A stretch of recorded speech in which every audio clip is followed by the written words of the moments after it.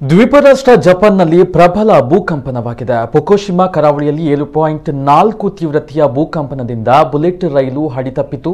ಹೆದ್ದಾರಿಗಳಲ್ಲಿ ಬಿರುಕುಗಳು ಕಾಣಿಸಿಕೊಂಡಿದ್ವು.